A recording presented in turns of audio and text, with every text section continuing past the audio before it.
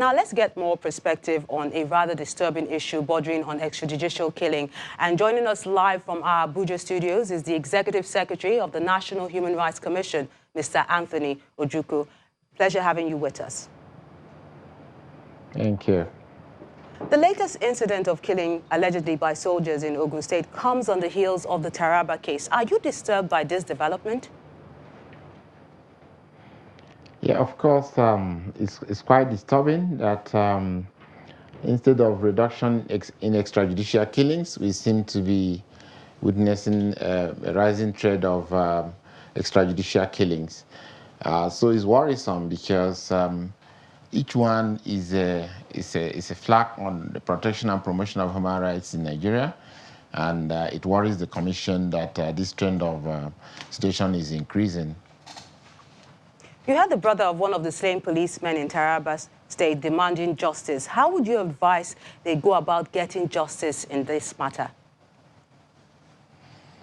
Well, and that is the good side of the whole story now, because from the presidential directive, it is very clear that there should be accountability for any extrajudicial killing. You can see that the authorities are now trying to unravel the circumstances surrounding that extrajudicial killing. And that has sent very clear signals.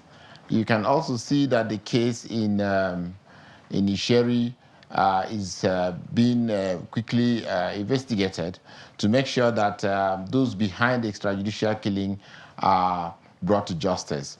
Now, the most important thing is that wherever there is human rights violation, let there be accountability for it.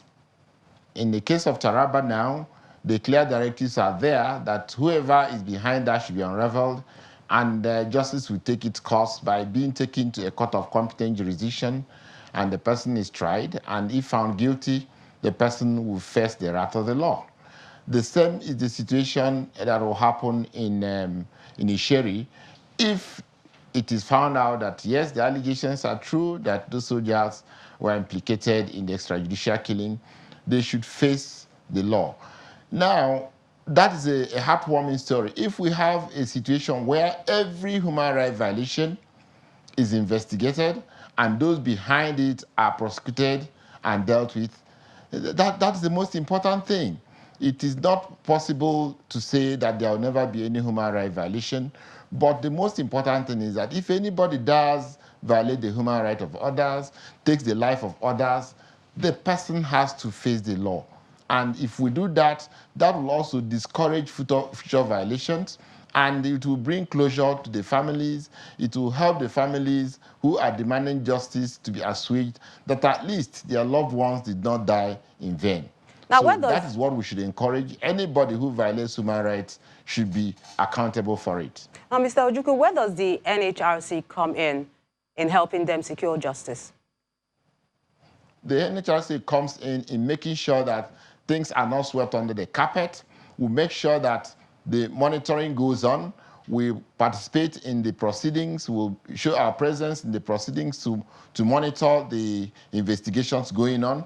And we'll keep pressurizing the authorities to make sure that, in Nigeria, at times when certain things happen, before some time, other issues will happen, and then nobody will pay attention to that. It is the duty of NHRC to make sure that even when the public is now engrossed in other national events, that we make sure that the authorities that are given the duty to investigate must do their work. We keep monitoring to make sure that the case is investigated and is taken to court and is prosecuted. That is the role of NHRC.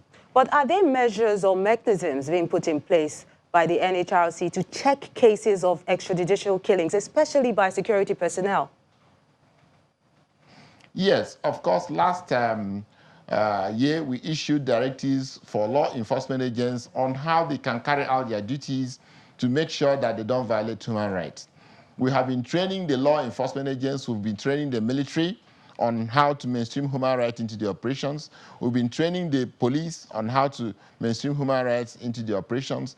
Even next week, the National Human Rights Commission has established a human rights training institute. That institute is focused at training law enforcement agents. The one of next week training is going to deal with law enforcement agents from EFCC, from the police, from the civil defense, so that they can know how to carry out their duties without violation of human rights, including not carrying out extrajudicial killings, how to arrest people with respect for human rights, how to carry out investigations with respect for human rights, and so on and so forth.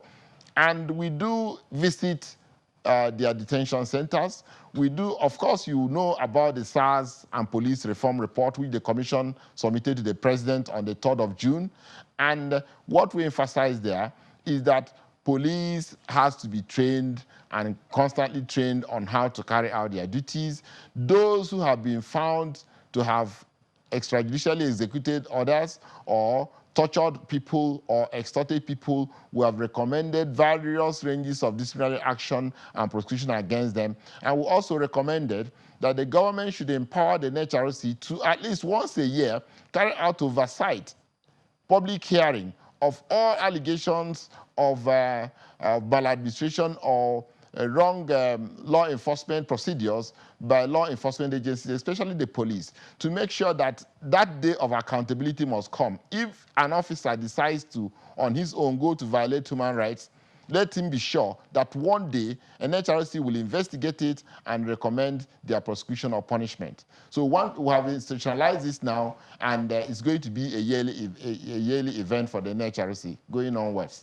Mr. Anthony Ojukwu, it was a pleasure sharing your thoughts with us on the News at 10.